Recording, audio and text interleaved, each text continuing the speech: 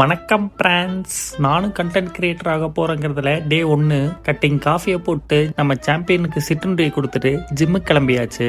அப்புறம் இந்த ஜிம்முக்கு உடற்பயிற்சியெல்லாம் செய்யறதுக்காக நான் போல, இது நம்ம நண்பரோட ஜிம்மு, பார்த்துக்க சொல்லி கொடுத்தாப்ல. ஸோ திறக்கிறது பூட்டுறது டைம் கிடைச்சா அப்பப்போ ஒர்க் அவுட் பண்றதுன்னு போய்கிட்டு இருக்கு.